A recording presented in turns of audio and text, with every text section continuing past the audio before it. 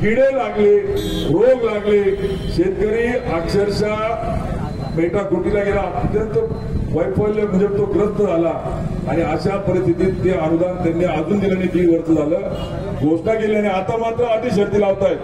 आमचं म्हणणं आहे अटी शर्ती नको। ज्या पद्धतीने उद्धव साहेब मुख्यमंत्री असताना काँग्रेस राष्ट्रवादी आणि उद्धव साहेबांनी अंगठ्यावर कर्जमाफी खात्यात दिली, तशी सरसकट कापूस उत्पादकांना न्याय द्या तर ती मदत त्या ठिकाणी होईल।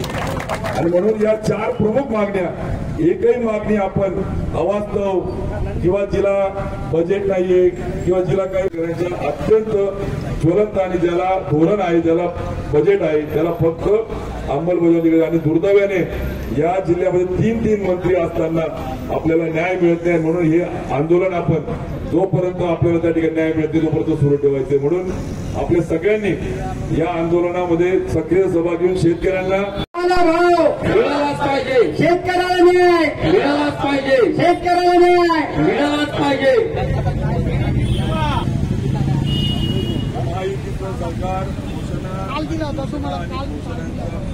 मिळालाच पाहिजे, कापूस उत्पादक शेतकऱ्यांना न्याय मिळालाच पाहिजे, कापूस उत्पादक शेतकऱ्यांना न्याय मिळालाच पाहिजे, ज्वारी उत्पादक शेतकऱ्यांना न्याय मिळालाच पाहिजे। आणि या महायुती सरकारचं करायचं काय? खाली डोकं वरती पाय, आणि या महायुती सरकारचं करायचं काय? खाली डोकं वर।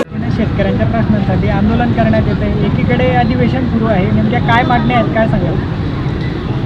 शेतकऱ्यांच्या प्रश्नाला या महायुतीच्या सरकारने पूर्णपणे तिलांजली दिल्याच्या नंतर आज या ठिकाणी महाविकास आघाडी, शेतकरी संघटना, समविचारी पक्ष आणि संस्थेच्या माध्यमातून आम्ही आंदोलन सुरू केलेलं आहे। या आंदोलनामध्ये सगळ्यात महत्त्वाची मागणी एक आहे की जिल्ह्यातल्या दूध उत्पादक शेतकऱ्यांना मागच्या वर्षीपासून 5 रुपये फरक देण्याचं धोरण बजेट या सरकारने केलं, मात्र जिल्ह्यातल्या दूध उत्पादकांना अद्याप पावतो तो फरक खात्यात मिळाला नाही। असे 30,000पेक्षा जास्त दूध उत्पादक त्या ठिकाणी आहे।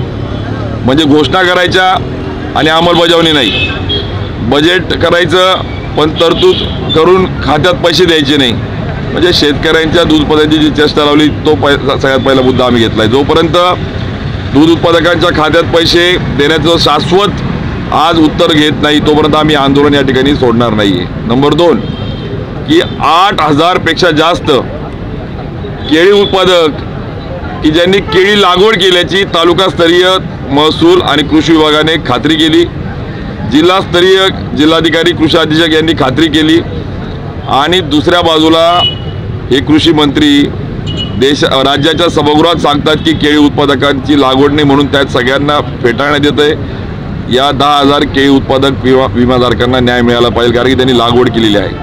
म्हणजे सरकार शेतकऱ्यांचं आहे का हे इंग्रजांच्या पोटचं यांचे DNA तपासण्याची वेळ आली, आज परिस्थिती आज त्या ठिकाणी आहे। नंबर 3 की ज्वारी उत्पादक, एका बाजूला हे भाजपाचं सरकार म्हणतं की आंतरराष्ट्रीय तृणधान्य वर्ष साजरं करा आणि शेतकऱ्यांनी ज्वारी लागवड केली, आणि हे लबाडांचं हे भाजपाचं सरकार त्या ज्वारी उत्पादकांच्या ज्वारी खरेदी करायला तयार नाही।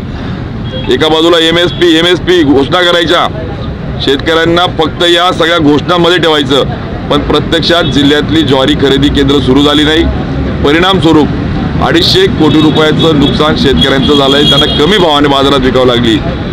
किमान आता ज्यांचं राहिलं आहे त्याचं ऑनलाईन खरेदी करा, मध्ये सांगता गोडाऊन नाही, बारदार नाही। आणि नंबर 4चा की हे देवेंद्र फडणवीस हे जिल्ह्याच्या आणि राज्याच्या कापूस आणि सोयाबीन उत्पादकांची फसवणूक करतायत। या जळगावमध्ये ज्या वेळेस लोकसभेचा फॉर्म भरला त्या भाषणामध्ये असेल, भुसावळ पाचोऱ्याच्या सभेमध्ये असेल, यांनी सांगितलं की आम्ही कापूस उत्पादकांना न्याय देऊ, परंतु घोषणा केली मात्र त्याचा अजून GR नाही। मग कधी देणार खात्यामध्ये? बाजू वेळेवर अटी शर्ती लावणार।